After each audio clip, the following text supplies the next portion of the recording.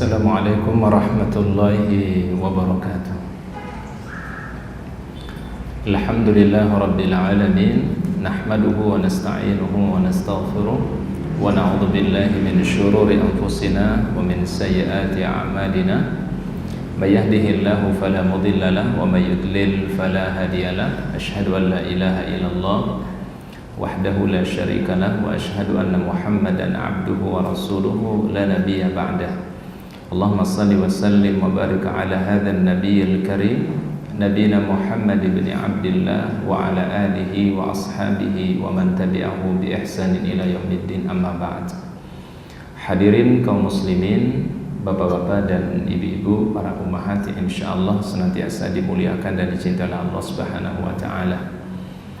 Pertama-tama tidak ada ucapan yang paling mulia yang terucap dari lisan kita kecuali pujian dan syukur kepada Allah Subhanahu wa taala. Kita syukuri atas segala karunia dan nikmat yang diberikan kepada kita semua. Kita syukuri atas segala kemudahan yang Allah taala berikan untuk melakukan kebaikan. Terlebih kita berada di siang Ramadan ini, alhamdulillah kita masih diberikan kasih sayang oleh Allah taala, bisa mengisi siang Ramadan kita dengan aktivitas kebaikan. Tentunya nikmat yang Allah Ta'ala berikan ini mudah-mudahan menjadikan kita semakin bersyukur, semakin pandai mensyukuri nikmat Allah Subhanahu wa Ta'ala. Abu'u laka bi ni'matika alayya wa abu'u bi dhanbi faghfirli fa innahu la yaghfiru dzunuba illa anta. Ini pengakuan kita semua di saat kita mengucapkan sayyidul istighfar. Abu'u laka bi ni'matika alayya, ya Allah, aku mengakui betapa banyak nikmat yang telah Engkau berikan kepada kami semua. Wa abu'u bi dzambi, namun kami akui betapa banyak dosa, kesalahan yang kita miliki. Faghfirli fa innahu la yaghfiru dzunuba illa anta, berikanlah ampunan terhadap kesalahan-kesalahanku, sesungguhnya tidak ada yang memberikan ampunan kecuali Engkau ya Allah. Hadirin kaum muslimin, bapak-bapak, ibu-ibu, para ummahat yang insyaallah dimuliakan oleh Allah Subhanahu wa taala. Pada siang hari ini ya, insyaallah kita akan membahas mengenai indahnya sabar menurut konsep Al-Qur'an dan sunnah Rasulullah sallallahu alaihi wasallam. Namun kami ucapkan pertama kali jazakillah khairan kepada Umi Ayu ya, yang telah menghubungi Ustadz walaupun menghubunginya mendadak ya. Ustadz tadi pas lagi di kantor Pertamina ya, ada kajian, dan ini sebenarnya siang ini harus ketemu dengan Syekh dari Yordan ya. Tapi Ustadz minta mundur lah sedikit pertemuan dengan beliau ya, karena memenuhi undangan Bu Ayu ya, Umi Ayu ya. Jazakillah khairan. Cuma mungkin waktu kita tidak bisa terlalu lama, mungkin sekitar 45 sampai 50 menit mungkinnya Umi ya.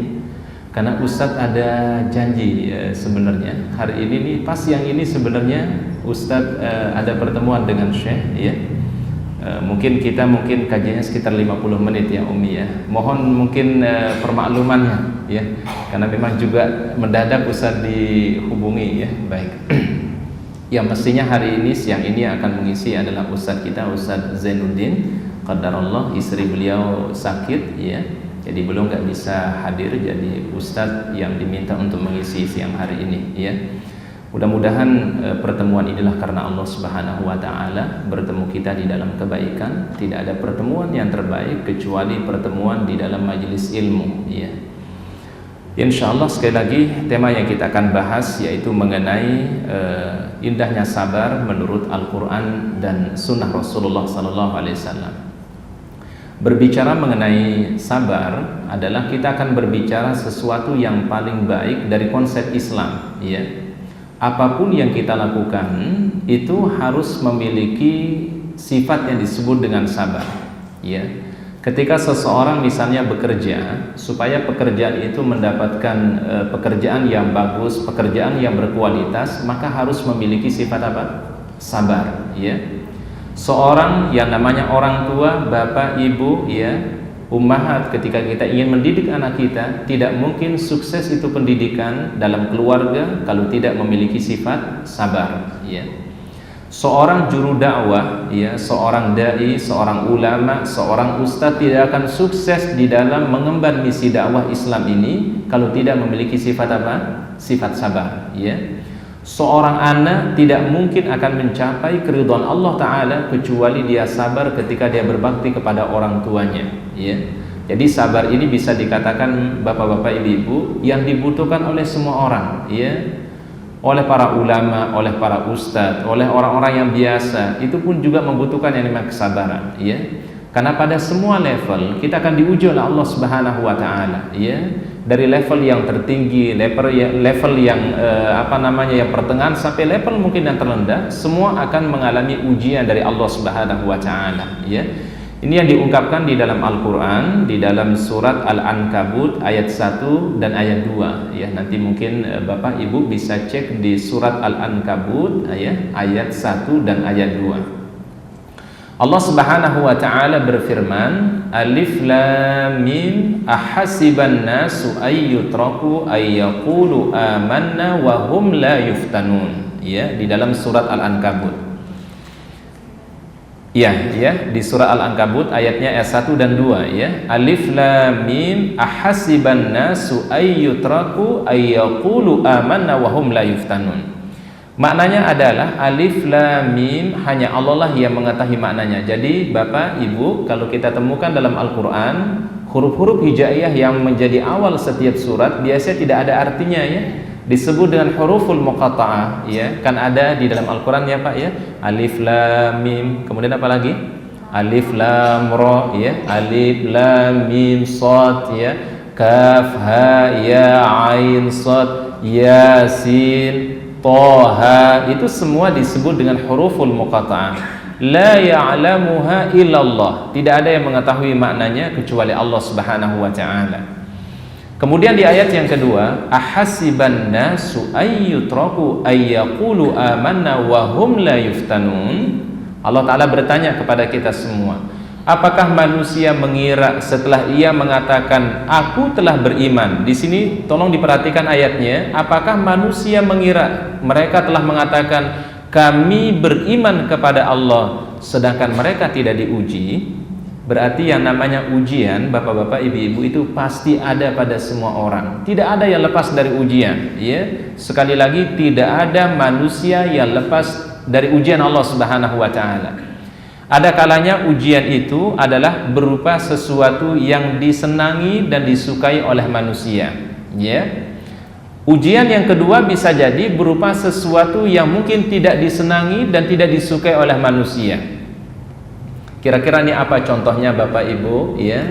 Ujian-ujian dari Allah tetapi berupa sesuatu yang disenangi oleh manusia, disukai oleh manusia. Apa contohnya, Pak? Apa? Sehat, ya. Apalagi jabatan, kekuasaan, ya, kelapangan waktu, ya.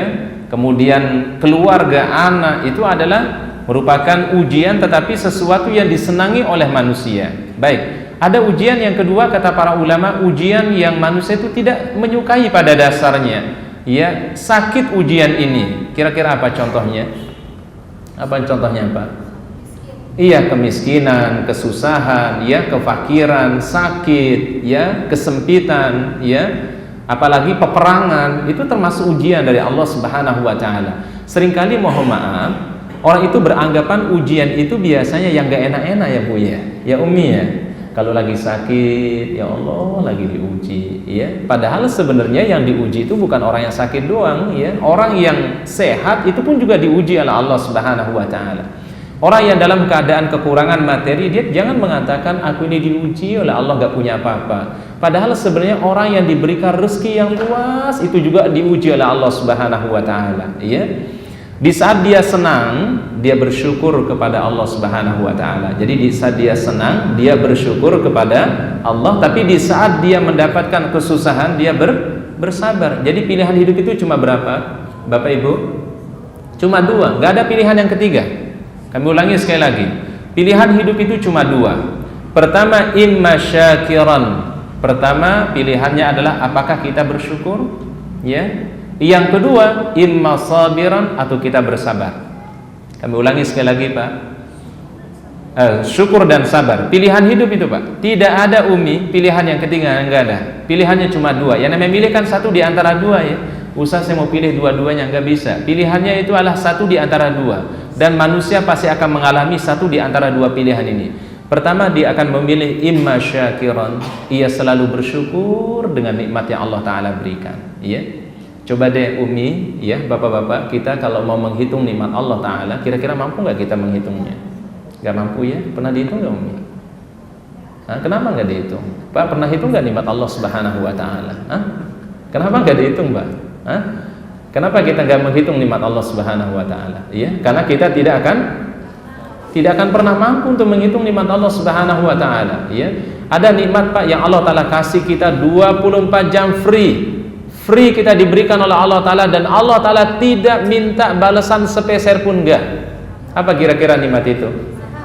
Nikmat oksigen yang Allah Ta'ala berikan. Ya, kira-kira nih Bapak Ibu, kalau seandainya ditahan 5 menit saja, jangan lama-lama, jangan 10 menit, kita ditahan oksigen ini 5 menit, kita nggak bisa ngapa-ngapain, apa kira-kira akan kemungkinan terjadi apa?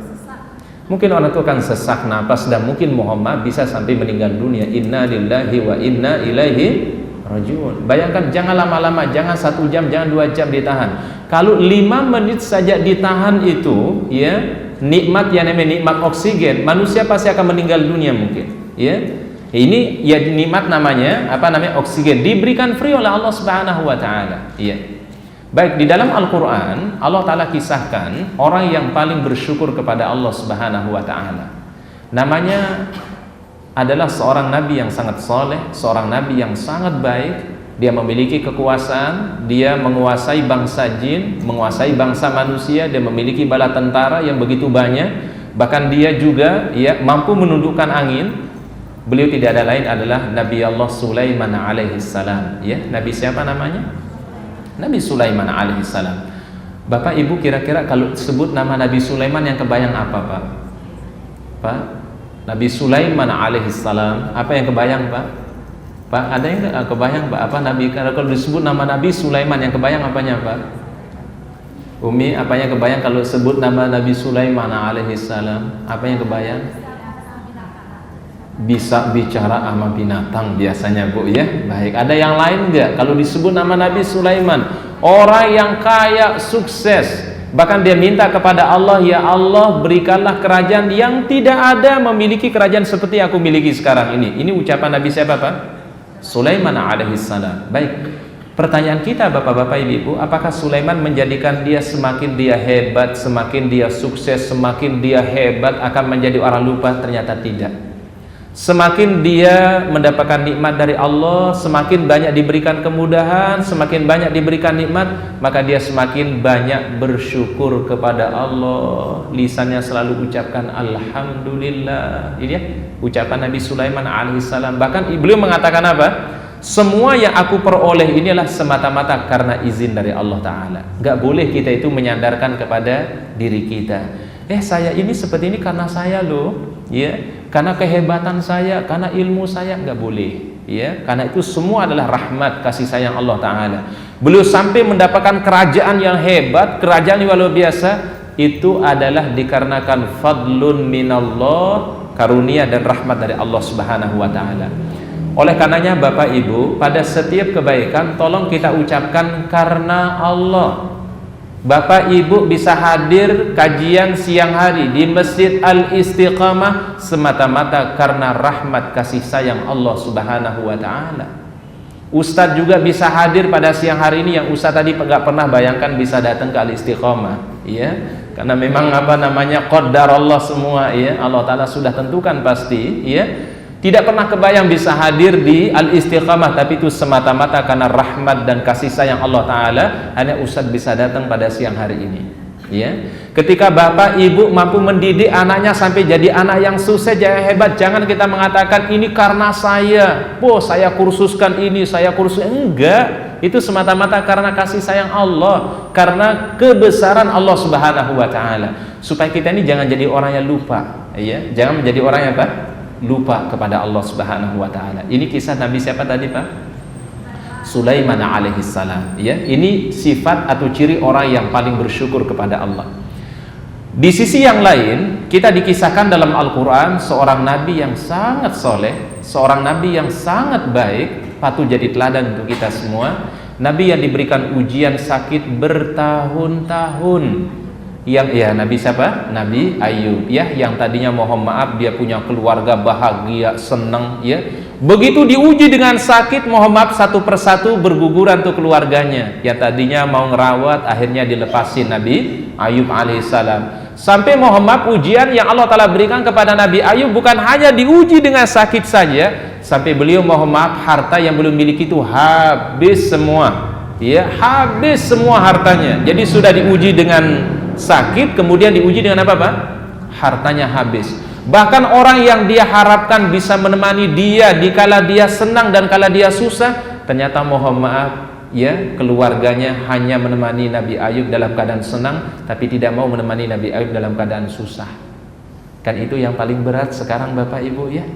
Bapak Ibu, mungkin kita ingin bersama orang yang kita cintai, mungkin mudah-mudahan harapannya dikala senang kita setia insya Allah, dikala susah pun juga kita setia. Jangan kita cari pas lagi senang doang ada, begitu susah mohon maaf nggak ada. Bahkan mohon maaf sahabat yang baik, bapak-bapak, ibu-ibu, adalah sahabat yang dia hadir ada di kita adalah di saat kita senang ataupun dalam keadaan kita susah. Bahkan sahabat itu baru kelihatan Bapak Ibu apabila kita dalam keadaan apa? Susah. Kalau kita dalam keadaan senang mah biasa-biasa saja ya. Tapi kalau kita dalam keadaan ada ujian, ada problem, lalu dia bisa datang, bisa memberikan semangat kepada kita, itulah sahabat yang baik. Sahabat yang selalu memotivasi kita untuk kebaikan, sahabat yang selalu menginginkan kebaikan untuk kita, sahabat yang minimal mendoakan kita selalu, ya Allah mudah-mudahan saudara kami diberikan keberkahan oleh Allah, kebaikan oleh Allah Subhanahu wa taala. Ini sahabat, tipe sahabat yang baik. Tapi kalau ada mohon maaf sahabat yang hanya di saat kita senang dia ada, di saat kita tidak senang atau di saat kita susah dia tidak ada, mohon maaf ini tipe sahabat yang kurang baik. Nah sehingga kata para ulama salaf apa? Carilah sahabat-sahabat yang baik, perbanyaklah sahabat-sahabat yang gimana? Baik, karena kita nggak tahu nanti bapak-bapak, ibu-ibu di hari kiamat mungkin kita akan mendapatkan pertolongan Allah Ta'ala itu disebabkan karena kita memiliki sahabat yang baik. Makanya bapak ibu kalau punya sahabat yang baik tolong dipegang erat ya, diikat bila perlu ya. Diikat pakai apa? Umi, diikat pakai apa? Biar nggak lari kemana-mana tuh ya Pak. Kalau kita punya sahabat yang baik diapain? Diikat biar nggak kemana-mana. Ingat, bisa jadi sahabat yang baik akan menolong kita nanti pada hari kiamat ya. Makanya pertemuannya orang beriman itu nggak boleh disia-siakan. Bertemunya lah karena Allah, berpisahnya pun juga karena Allah Subhanahu wa taala. Baik. Bapak Ibu mohon ditulis ada 5 bentuk ujian yang Allah taala berikan ya. Ada 5 bentuk ujian Allah Subhanahu wa taala. Ujian yang pertama adalah ujian rasa takut dan khawatir. Ini yang pertama. Ujian yang pertama yang Allah Ta'ala berikan kepada manusia, ujian berupa rasa takut dan rasa khawatir. Apalagi kayak sekarang ini ya, bapak-bapak, ibu-ibu ya. Ya namanya kehidupan sekarang ini, tantangan keluarga, tantangan mendidik anak ini berat ya. Berat sekali pendidikan zaman sekarang ini. Bapak ibu mungkin sudah menanamkan kebaikan untuk anak-anak kita di rumah, kita sudah mengajarkan akhlak yang baik, kita sudah mengajarkan akhlak yang mulia di rumah, tetapi mohon maaf lingkungan di luar begitu dahsyat ingin menghancurkan anak-anak kita. Ya Pak ya, sehingga mohon maaf tidak ada pendidikan yang terbaik kecuali dalam rumah tangga sekarang. Tidak bisa kita memberikan kepercayaan 100% kepada sekolah, nggak bisa Bapak Ibu. Untuk saat sekarang ini mohon maaf tidak bisa kita memberikan kepercayaan 100% kepada sekolah. Karena kenapa? Sekolah bukan menjamin anak itu menjadi anak yang soleh. Sekolah tidak menjamin anak itu menjadi anak yang baik. Sekolah tidak akan menjamin anak itu akan menjadi anak yang terdidik dengan akhlak yang mulia. Tidak jadi jaminan ya. Tetapi itu bisa dilakukan oleh seorang ibu, oleh orang tua ketika mereka berada di dalam rumah. Sehingga dulu pendidikan di zaman para sahabat, zaman para tabi'in, itu pertama kali adalah pendidikan itu melalui ibu-ibunya ya. Mari kita lihat Imam Asy-Syafi'i kenapa menghafal Al-Quran Bapak Ibu? Karena memang ibunya seorang penghafal Al-Quran ya. Jadi kalau memang ibu-ibunya memiliki semangat menghafal Al-Quran, minimal kalau nggak menghafal Al-Quran insya Allah ya juz 30 ya, kalau enggak 30 juz berapa? Juz berapa? 30. Yang penting ada semangat aja ya. Kalau enggak 30 juz berapa? Juz 30. Ya, enggak apa-apa. Kalau enggak bisa kita menghafal itu 30 juz, maka minimal juz 30 mulai dari surat An-Naba amma yatasaalun anin nabil azim sampai surat An-Nas, ya. Ketika kita punya semangat, orang tua punya semangat menghafal, Umi punya semangat untuk menghafal, insyaallah Umi, anak-anak kita akan punya semangat untuk menghafal Al-Qur'an. Karena mohon maaf, faktor terbesar pendidikan itu adalah mulai dari keluarga, mulai dari orang tua. Ada satu bait syair, Masya Allah, ini bait syair ini saya kira bait syair yang paling indah yang pernah diucapkan oleh seorang ulama bernama Ahmad Syauqi, seorang pensyair bernama Ahmad Syauqi. Apa kata beliau? Al-ummu madrasatul ula, in a'adattaha a'adatta sya'ban tayyibal a'raqi. Ini bait syair ya Bapak Ibu ya. Artinya apa? Al-ummu madrasatul ula, ibu, ummu itu merupakan sekolah pertama bagi anak-anak. In a'adattaha a'adatta sya'ban tayyibal a'raqi. Apabila engkau mempersiapkan ibu yang baik, seorang wanita yang baik, wanita yang salehah, maka Anda berarti mempersiapkan generasi Islam yang baik. Ingat, generasi Islam ini besar berada di peranan ibu-ibu semua. Al-ummu madrasatul ula, in a'adattaha a'adatta sya'ban tayyibal a'raqi. Kita sekarang Masya Allah bapak-bapak ya, kita patut bersyukur sekarang banyak wanita yang sudah pakai hijab ya, sudah pakai hijab yang syar'i, sudah menutup aurat mereka. Mudah-mudahan ini awal daripada pembentukan keluarga yang baik, keluarga yang islami. Karena bagaimanapun nih yang belum nikah, mungkin ada yang belum nikah nih di antara mas-masnya ini. Ikhwannya ada yang belum nikah, coba angkat tangannya. Belum nikah, angkat tangannya. Oh banyak juga ini jamaah belum nikah nih ya. Apa perlu Ustaz ta'arufin ini? Insya Allah ada berapa kandidat Ustaz punya nih. Kalau yang ingin dita'arufkan, Ustaz ta'arufkan ya. Ada yang siap? Ada yang siap ya. Yang akhwat? Ada yang belum nikah? Mohon maaf, ada yang belum? Kalau yang belum, Ustaz usahakan insya Allah bisa dibantu ta'arufkan insya Allah ya. Baik, coba angkat tangannya yang belum nikah, angkat tangannya ya ikhwan, angkat tangannya yang belum nikah ya. Gak apa-apa, angkat tangannya. Berapa yang belum nikah ya? 1, 2, 3, 4. Bapak udah? Oh udah, alhamdulillah. Ustaz masa belum ya. Baik ya, baik, ada 4 atau 5 orang mungkin yang belum menikah. Akhwatnya masih ada yang belum nikah? Baik insyaallah ya. Nomor Ustaz ada nama Umi Ayu. Iya, gampang. Iya, nanti dia kasih tahu aja deh. Insyaallah kita ta'arufkan. Baik. Kita bersyukur sekarang ini ya. Alhamdulillah di zaman kita sekarang ini kesadaran beragama sudah mulai bagus ya. Wanita-wanitanya sudah mulai banyak menggunakan hijab yang syar'i ya. Mohon maaf, seorang laki-laki memilih pasangan itu adalah pertimbangkan 4 hal kata Rasulullah sallallahu alaihi wasallam. Pertama adalah li jamaliha ya, karena rupanya ya. Kemudian yang kedua wali maliha, karena hartanya. Yang ketiga wali hasabiha, karena keturunannya. Dan yang keempat wali diniha, karena agama dan akhlaknya. Tapi dari 4 pilihan ini kata Nabi, pilihlah yang terakhir ya. Fadfar bidzatid din, carilah wanita yang soleha, wanita yang baik-baik, yang agamanya bagus, akhlaknya bagus. Taribat yadak, pasti engkau akan mendapatkan keberuntungan dan kebahagiaan. Kalau orang nikah semata-mata fisik, suatu saat fisik itu akan berubah, betul nggak? Dengan faktor umur, faktor usia, orang berubah ya. Yang tadinya mungkin ya masih seger, lama-lama kelihatan bukan, nggak seger lagi gitu kan. Faktor apa? Usia gitu kan ya. Kedua, yang namanya harta suatu saat bisa berubah. Yang tadinya mungkin dia mapan, mungkin suatu saat mungkin yang namanya kehidupan bisa berubah. Mungkin dia akan kembali seperti biasa. Kemudian keturunan, kalau nggak dijaga keturunan, mungkin suatu saat keturunannya mungkin menjadi keturunan yang tidak baik. Tetapi yang keempat kata Rasul, apabila orang memilih karena faktor agamanya, dia satu akidah, dia seiman dan memiliki akhlak yang baik, insya Allah itulah yang menjadi dambaan setiap laki-laki ya.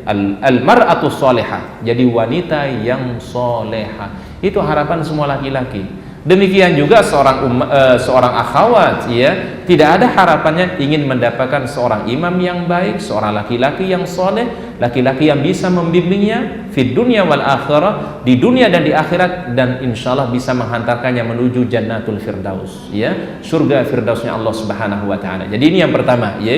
Ujian kita pertama sekarang ini adalah Bentuknya pertama adalah kekhawatiran dan ketakutan. Baik, ujian yang kedua adalah diuji seseorang dengan lapar, ya. Ujian yang kedua bentuknya apa? Kelaparan. Dalam kurung melaksanakan ibadah puasa, ya. Diuji kita dengan apa? Saum, ya. Bapak Ibu merasa diuji nggak dengan puasa? Merasa diuji nggak? Diuji, ya. Apa yang kita diuji dari pagi, dari subuh sampai sore, itu kita diuji nggak boleh makan, nggak boleh minum. Kalau yang sudah berkeluarga nggak boleh hubungan, gitu kan, ya. Kemudian lisan dijaga, jangan sampai ngucapin yang nggak baik, ya. Pandangan dijaga, pendengaran kita jaga, hati dijaga, pikiran dijaga, semua konsentrasi menuju Allah Subhanahu wa taala. Diuji kita ini di bulan Ramadan ini, bukan hanya diuji sifatnya tidak makan, tidak minum, bukan itu saja, tapi ujian lebih dari itu. Lisan ini, mohon maaf, jangan mengucapkan sesuatu yang tidak baik. Dalam sebuah hadis sahih riwayat Abu Dawud dan Imam An-Nasai mengatakan apa? Laisa shiyam minat ta'ami wasyarab. Yang namanya puasa itu bukan hanya meninggalkan makan, bukan hanya meninggalkan minum, bukan itu saja. Tapi yang namanya puasa minal lagwi warrafathi, tapi yang namanya orang berpuasa dia meninggalkan ucapan yang sia-sia. Apa maksudnya ucapan yang sia-sia, Pak? Apa kira-kira ucapan sia-sia? Apa maksudnya ucapan yang sia-sia?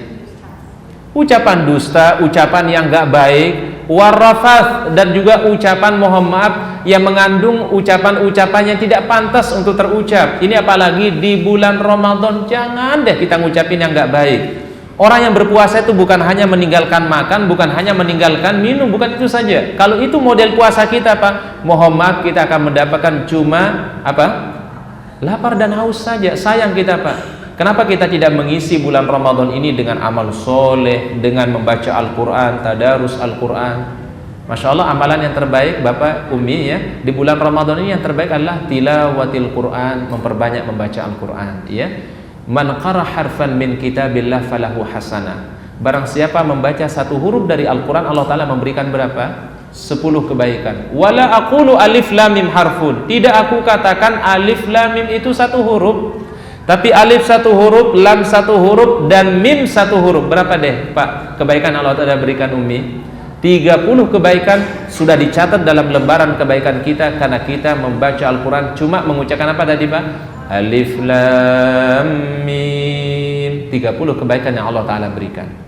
Disebutkan dalam beberapa riwayat, Imam Al-Bukhari, mungkin Bapak Umi kenal, ya, Imam Al-Bukhari, ya, yang menulis Sahih Al-Bukhari. Beliau Masya Allah pagi hari sudah membaca Al-Quran, dan begitu berbuka puasa beliau mengkhatamkan Al-Quran.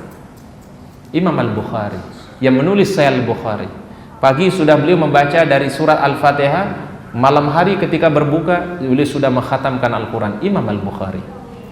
Imam Asy-Syafi'i rahimahullahu ta'ala, beliau mengkhatamkan setiap Ramadan 60 kali khatam di bulan Ramadan. Imam Asy-Syafi'i rahimahullahu ta'ala, ya, ini para imam-imam kita terdahulu, imam Ahlus Sunnah wal Jamaah, ya.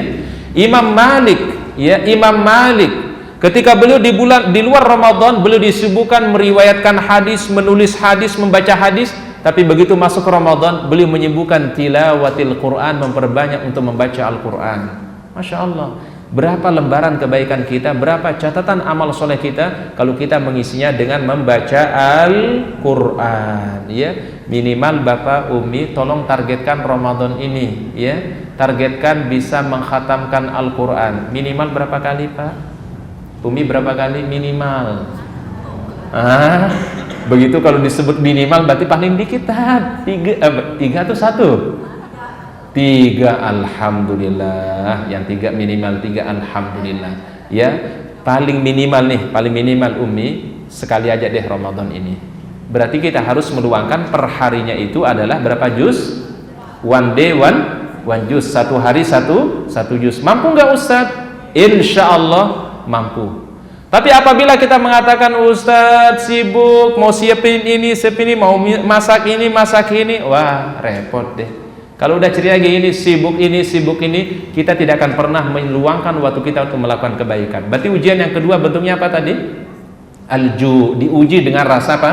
Rasa lapar, itu dengan berpuasa. Kemudian ujian yang ketiga wa naqsin minal amwal, kekurangan materi, kekurangan harta.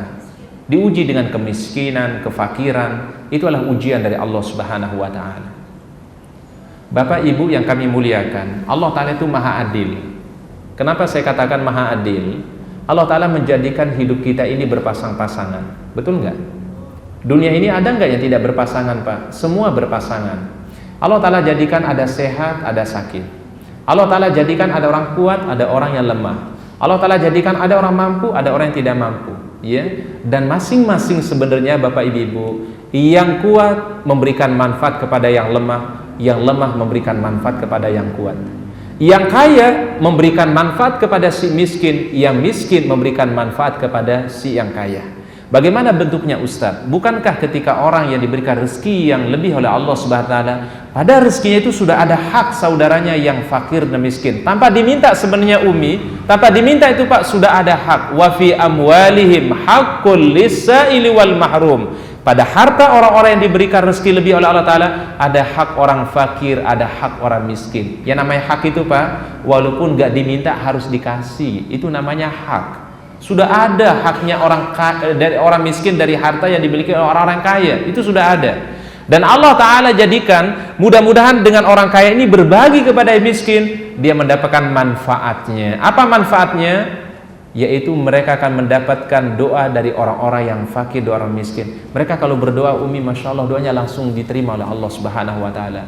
Rubba as'athin aghbar law aqsama 'ala Allah la abarrah, kata Rasulullah SAW hadis sahih. Betapa banyak orang, mohon maaf Bapak Ibu, yang pakaiannya lusuh, kata Nabi SAW, rambutnya penuh dengan debu, kalau dia berdoa kepada Allah taala, doanya langsung dijabah, langsung didengar oleh Allah Subhanahu wa taala. Siapa maksudnya hadis ini? Orang fakir, orang miskin, kaum-kaum yang lemah, itu mohon maaf kalau mereka berdoa langsung didengar, langsung diijabah oleh Allah Subhanahu wa taala. Jadi orang kaya mendapatkan manfaat dari si miskin, yang si miskin juga mendapatkan manfaat dari siapa?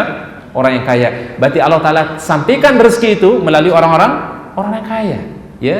Jadi sebenarnya yang berterima kasih itu harus dua-duanya, ya. Selama ini mohon maaf yang banyak kita temukan ya Bapak Ibu ya, kita kan kalau ngasih sesuatu kepada orang, Pak ini ada rezeki, tolong diterima ya. Biasa yang menerima yang bilang terima kasih Pak, kami sudah menerima apa yang telah diberikan.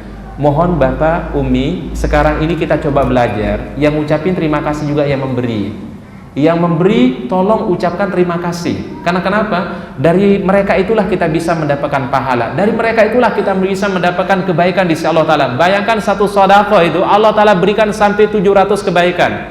Nggak kebayang Bapak Ibu kalau seandainya semua kondisi manusia ini dalam keadaan mampu semua diberikan kekayaan Allah taala, kita mau bawa sedekah, kita mau kemana? Kita mau zakat, kita kemana? Nggak ada orang yang mau menerima. Dan ini pernah terjadi di zamannya Umar bin Abdul Aziz, seorang khalifah di masa Islam. Di zaman beliau itu Pak, Bu, tidak ada yang miskin, semua dalam keadaan kecukupan, semua dalam keadaan mampu. Orang-orang kaya membawa hartanya Pak, mau diberikan zakat, nggak ada yang nerima. Ada orang yang membawa sedekahnya mau diberikan, nggak ada yang mau nerima. Bayangkan Pak, kalau kondisi kita seandainya sekarang ini dalam kondisi semua kita mampu, lalu bagaimana kita bisa mendapatkan pahala sedekah itu? Berarti Allah Ta'ala memang jadikan orang kaya, miskin itu sebagai apa Pak? Hikmah dari Allah Subhanahu wa Ta'ala. Jadi ini ujian yang keberapa? Yang ketiga. Diuji dengan apa? Diuji dengan kemiskinan. Baik, yang keempat ya, diuji dengan meninggalnya orang-orang yang kita cintai, ya. Coba kita lihat hidup kita ini Bapak Ibu, ya. Kita kan pasti punya orang tua semua ya. Kita punya bapak, kita punya ibu. Mungkin dulu kita bersama mereka, kita duduk bersama mereka, kita mungkin bercengkerama dengan mereka, tapi mungkin sekarang mereka sudah tidak ada. Kita mungkin punya pasangan, mungkin kita punya keluarga yang dulu kita senang sama mereka, kita bahagia bersama mereka, mungkin sekarang mereka sudah tidak ada. Kita mungkin diberikan anak oleh Allah Subhanahu wa Ta'ala, mungkin dulu mereka membuat kita senang, membuat kita bahagia, tapi mungkin saat ini mereka sudah meninggalkan kita semua. Ini bapak-bapak, ibu-ibu, yang namanya hidup itu ada sebuah pertemuan, tetapi juga yakinlah pasti ada perpisahannya. Cintailah siapa yang kau ingin cintai, tetapi yakin pada suatu saat engkau akan berpisah dengan orang-orang yang kau cintai. Kita harus yakini, ketika kita sekarang mencintai seseorang, kita suka sama seseorang, kita senang sama seseorang, yakinlah suatu saat nanti pasti akan berpisah. Ya, lakukanlah apa yang kau ingin lakukan, apa yang kita ingin lakukan, silahkan kita lakukan, tapi yakin semua perbuatan kita akan dibalas oleh Allah Subhanahu wa taala. Cintai siapa yang kau inginkan. Boleh kita suka kepada siapa saja yang kita inginkan, orang tua kita, pasangan kita, anak kita, silahkan, tapi yakinlah suatu saat kita akan berpisah dengan mereka. Ya. Kemudian sesungguhnya hiduplah kita di dunia ini, silahkan kita mau hidup kayak gimana saja. Kita mau hidupnya bagus, mau hidupnya nggak bagus, itu pilihan pada manusia. Tapi yakin setiap kehidupan itu pasti akan berakhir dengan kematian. Betul nggak Bapak Ibu?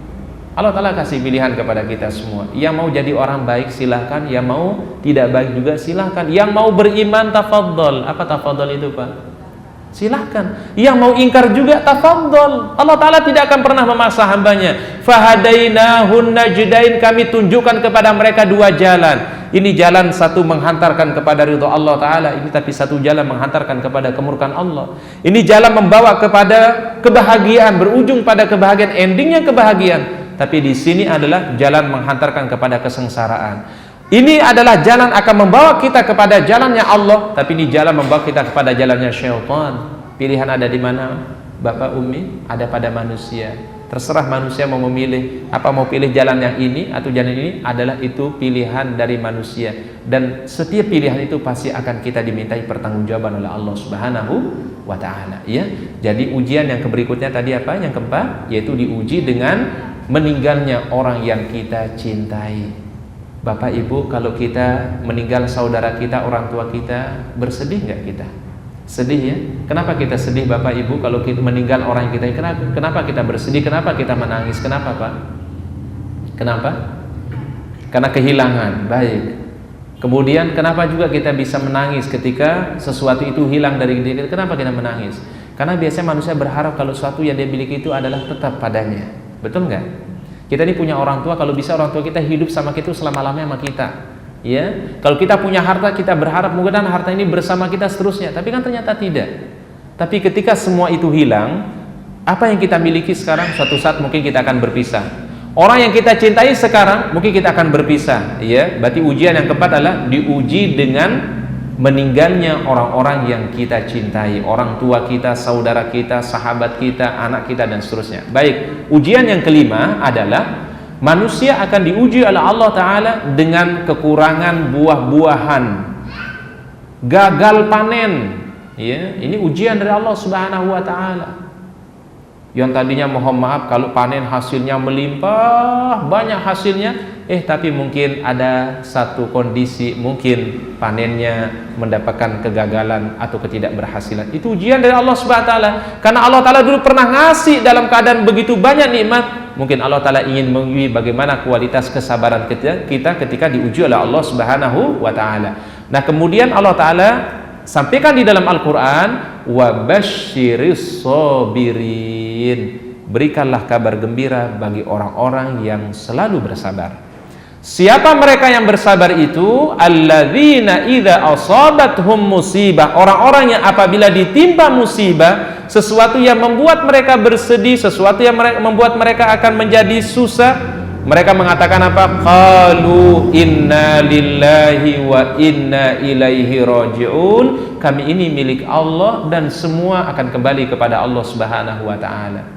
Nah, kalau bisa Bapak Umi, ini ada tambahan doa ini sebenarnya. Kalau ada orang meninggal dunia, saudara kita meninggal dunia, maka ucapkan pertama adalah inna lillahi wa inna ilaihi raji'un. Kemudian ditambah dengan doa, Allahumma ajirni fi musibati wakhluf li khairan minha. Ustaz ulangi sekali lagi.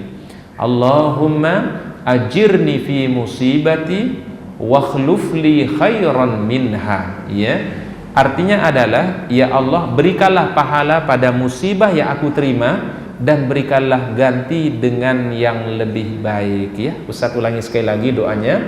Allahumma, tolong ditulis Umi. Ya. Kalau bapak-bapaknya mah dihafal Bu. Ya, kalau umi-uminya pada nulis biasanya. Kalau bapak-bapak alhamdulillah dihafal ini.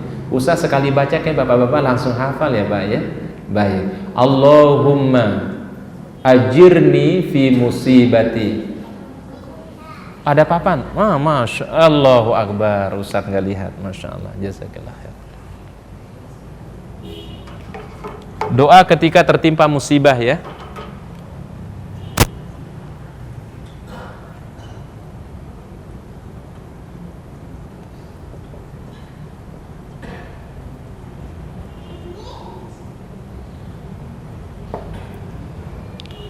Jelas tulisannya Ustadz, Bu, Umi, Pak, jelas?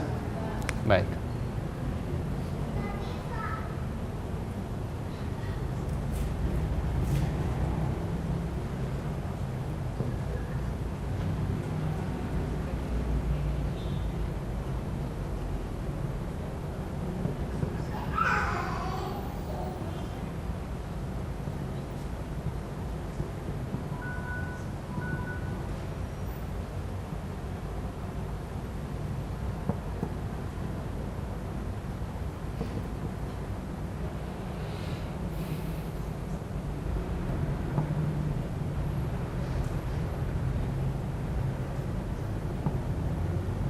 Baik, sudah ya?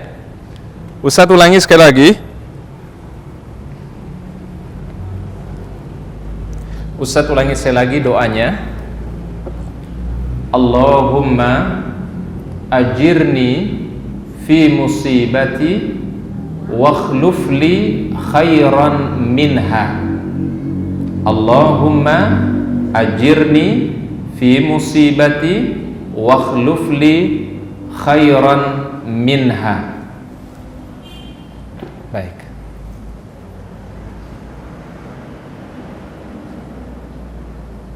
Baik.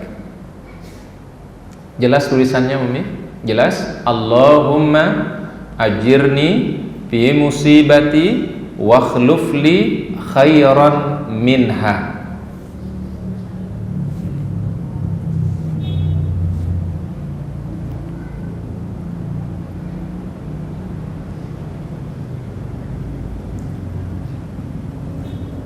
Bapak-bapaknya jelas, Pak?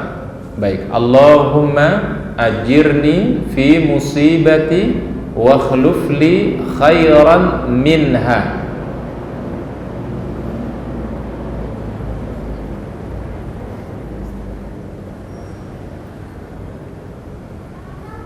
Sudah ya? Sudah, Umi? Artinya, ya Allah, berikanlah pahala pada musibah yang aku terima.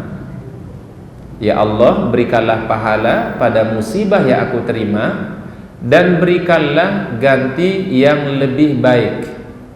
Dan berikanlah ganti yang lebih baik.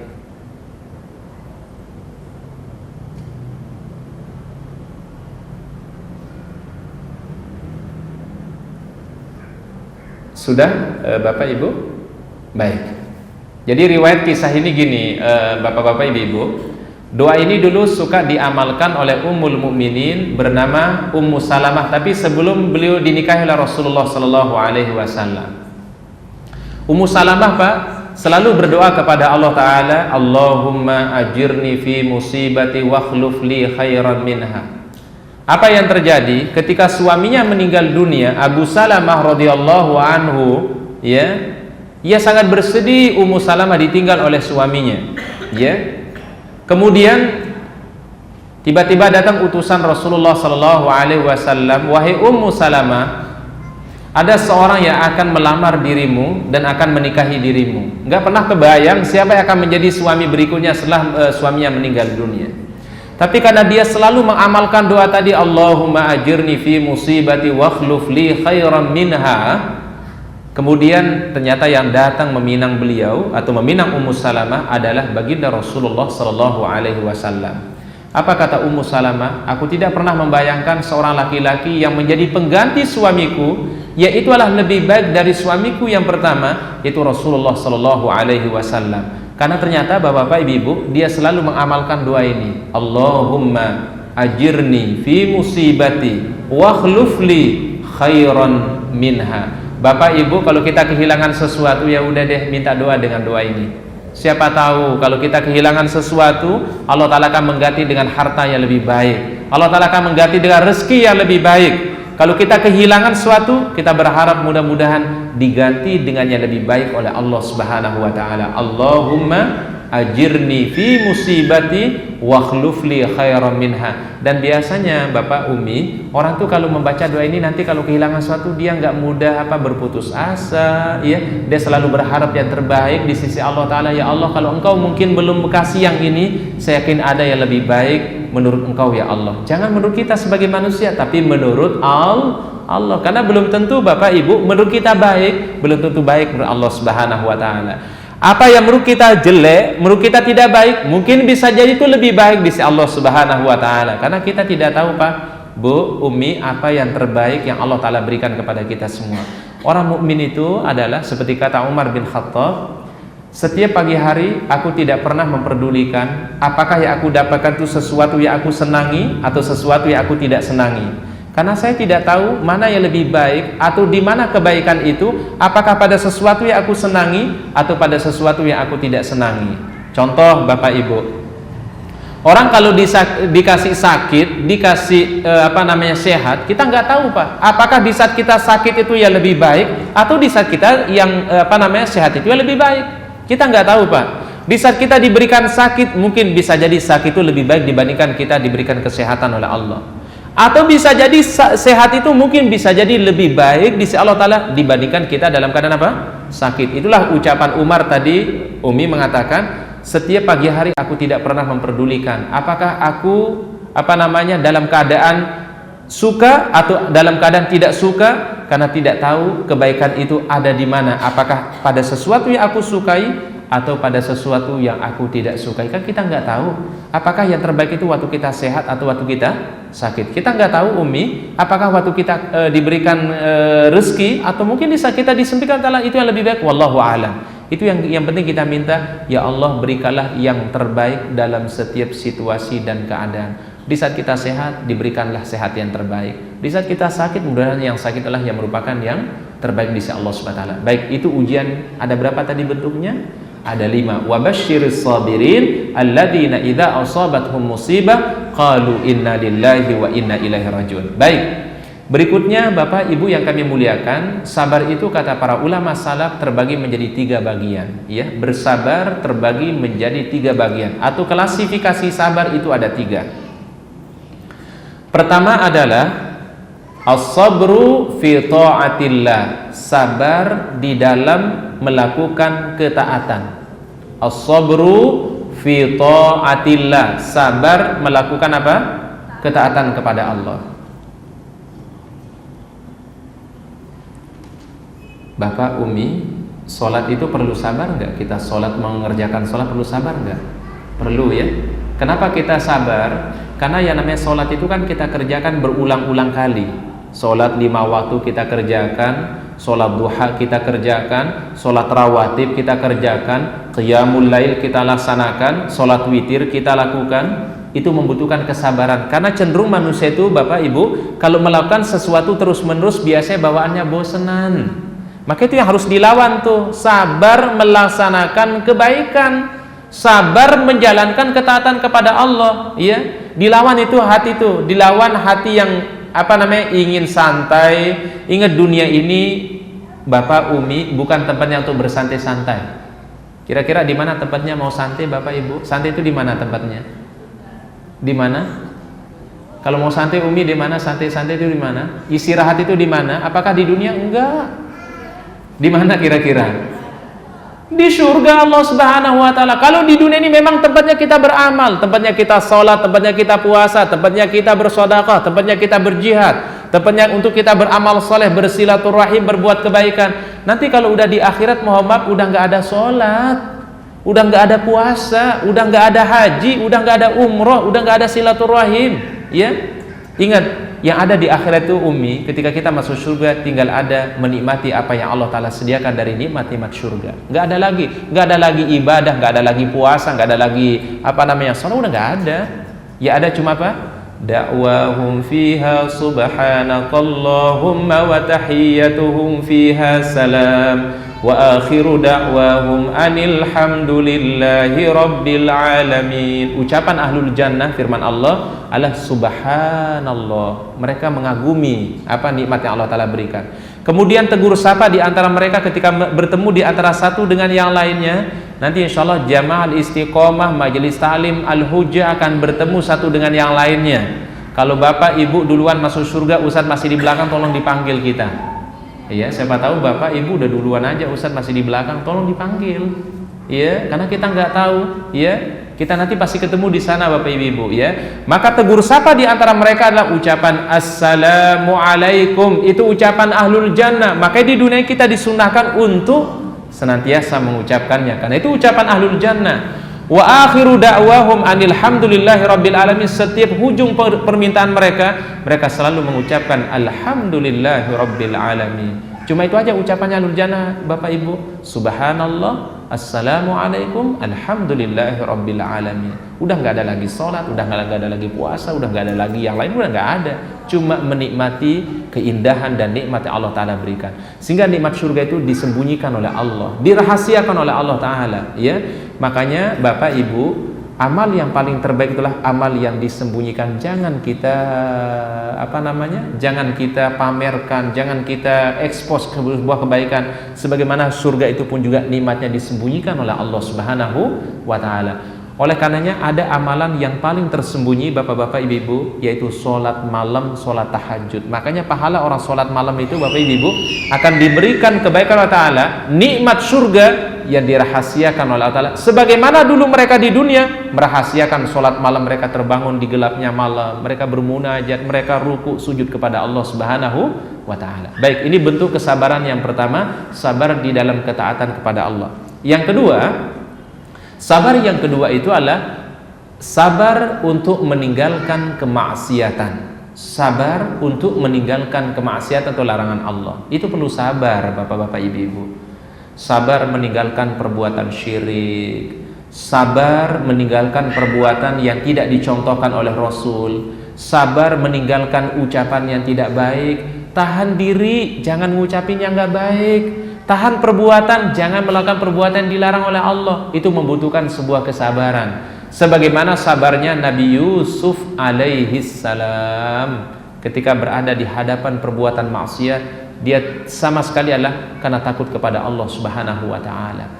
Oleh karenanya kata Rasulullah SAW dalam sebuah hadis, ya, dalam hadis sahih, kata Rasulullah SAW, berbahagialah seseorang ya apabila diuji dia bersabar, dia mengharapkan ridha Allah Ta'ala, dan tidak ada kebaikan itu kecuali pada orang-orang yang beriman. Sabar untuk meninggalkan apa tadi?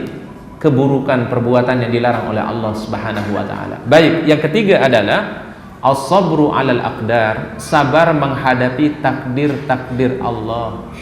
Sabar menghadapi apa? Takdir-takdir Allah. Ya namanya takdir itu ada yang kita senangi, ada yang mungkin kita tidak senangi.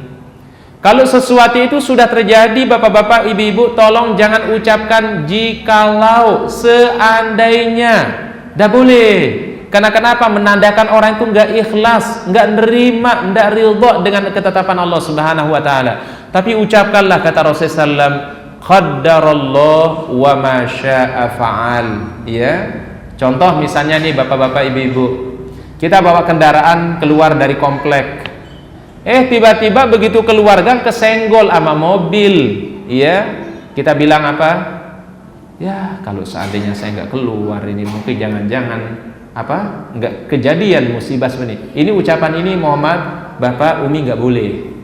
Ucapkanlah apa? Qaddarallah wa ma syaa fa'al. Semua sudah terjadi, sudah ditentukan oleh Allah, dan apa yang Dia sudah tentukan itu pasti akan terjadi. Ya, apa ucapannya Bapak Ibu? Qaddarallah wa ma syaa fa'al. Ya, sudah terjadi, sudah ditentukan oleh Allah. Bahkan sebelum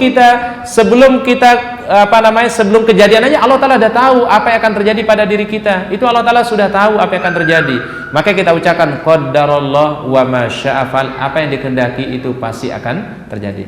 Baik, mohon ditulis hadisnya, ya. Ditulis hadisnya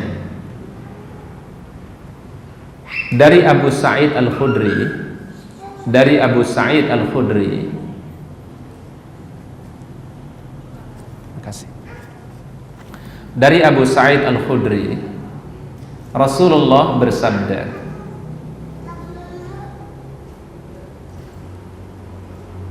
sudah, barang siapa yang belajar sabar, maka Allah menjadikan dia orang penyabar. Barang siapa yang belajar sabar, maka Allah menjadikan dia orang yang sabar. Ustaz ulangi sekali lagi. Barang siapa yang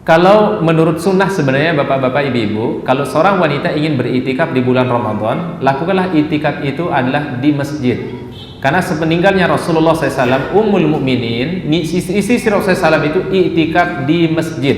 Adalah kebiasaan yang dilakukan oleh para sahabat dan juga sahabiah di zaman Nabi, yaitu beriktikaf sebaiknya di masjid. Kalau mau dapat pahala apa? Iktikaf. Tapi Ustadz, misalnya kami nggak memungkinkan itikaf di masjid, boleh nggak kami menghidupkan 10 terakhir Ramadan di rumah? Ingat doa yang paling bagus Bapak Ibu, seperti yang diajarkan Rasul kepada Aisyah, Allahumma innaka afuun tuhibbul afwa fa'fu anni, ini diperbanyak di saat 10 terakhir di bulan Ramadan. Umi mungkin memperbanyak baca Quran, berzikir, bersolawat, bermuhasabah diri, ya, evaluasi diri, kemudian berzikir kepada Allah, kemudian membaca doa apa tadi? Allahumma innaka afuun tuhibbul afwa fa'fu anni. Insyaallah mendapatkan keutamaan Lailatul Qadar. Tapi kalau mau plus mendapatkan keutamaan itikaf, maka lakukan di mana? Di masjid. Ya enggak apa, misalnya kalau di masjid ini ada kegiatan itikaf, biasanya kan jamaah bapak ibu itu dipersilahkan bisa mengikuti itikaf. Karena ada beberapa masjid yang Ustaz tahu selalu melakukan itikaf, ada keluarga, itikaf keluarga seperti di Masjid Atin, di Masjid Al-Azhar Bekasi. Kemudian juga kalau di dekat Ustaz di sana ada masjid namanya Masjid Al-Muhajirin, Taman Permata Cikunir, itu itikaf keluarga, ada suami itikaf, ibu-ibunya juga disediakan tempat untuk beritikaf. Itu memang sunnah dari Nabi Shallallahu Alaihi Wasallam.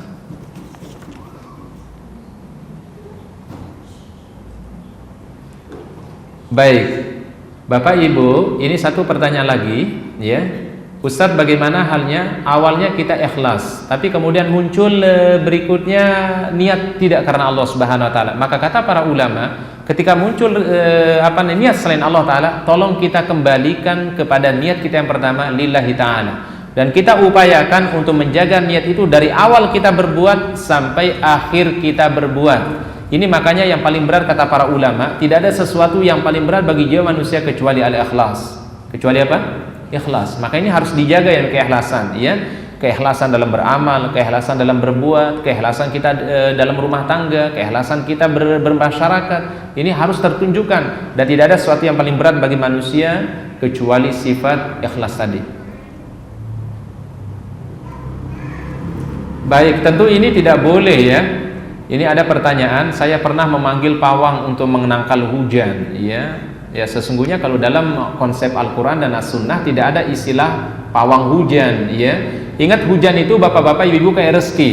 Saya akan contohkan bapak ibu-ibu. Bukankah terkadang di sini turun hujan, di sini turun hujan, mungkin 1 kilo di sana mungkin tidak turun hujan. Berarti di sini diberikan rezeki oleh Allah Taala, yang di sana belum dikasih rezeki oleh Allah Taala. Jadi hujan itu seperti apa? Rezeki, ada yang dikasih, ada yang mungkin belum dikasih. Itu yang namanya hujan.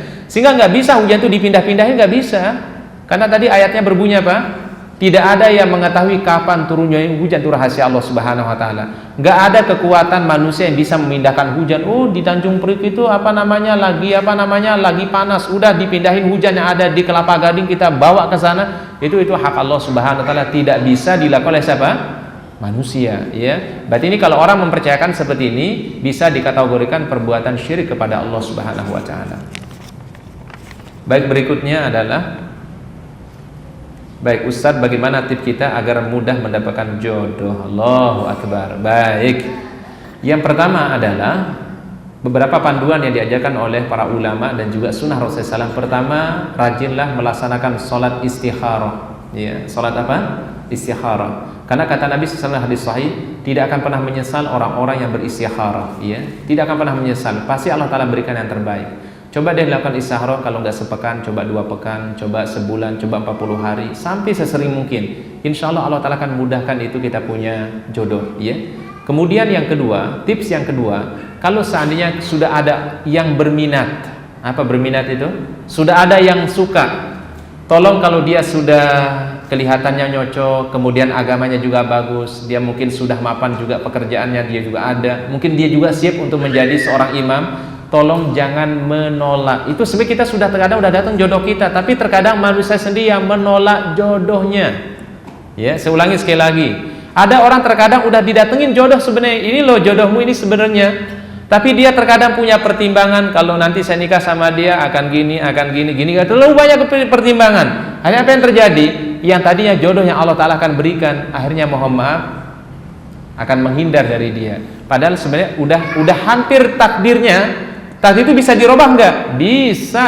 Kalau orang ingin yang terbaik itu pasti dia akan menerimanya. Ya, kalau kita mencari pasangan atau calon pasangan hidup kita, mohon maaf tidak ada yang sempurna dalam hidup ini. Tidak ada manusia pun yang sempurna, nggak ada. Kesempurnaan milik Allah Subhanahu wa taala. Seorang laki-laki jangan pernah membayangkan mendapatkan wanita ideal, ya, wanita yang gimana? Ideal, tingginya sekian, rambutnya model gini dan seterusnya. Jangan terlalu ngebayangin yang berlebihan, jangan, ya.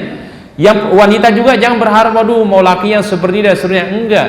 Patokannya adalah biddin, agamanya bagus, akhlaknya bagus, insya Allah itu lebih baik dari segala-galanya. Itu pilihan dari Allah Subhanahu wa taala dan Rasulullah SAW. Kalau kita sudah milih karena agama, memilih karena akhlaknya, insya Allah semua akan menjadi baik ketika kita ikhlas untuk menjalankannya. Jadi yang kedua, tips yang kedua, kalau seandainya Allah Ta'ala sudah memberikan kita ada petunjuk jodoh, tolong jangan ditolak. Yang ketiga nih, tip yang paling bagus yang ketiga, tolong rajin-rajin bersilaturahim. Dan Ustadz siap bantu insya Allah, ya. Silahkan jamaah yang ada mungkin keluarganya, saudaranya kepingin dita'arufkan, ya insya Allah Ustadz usahakan untuk membantu, ya.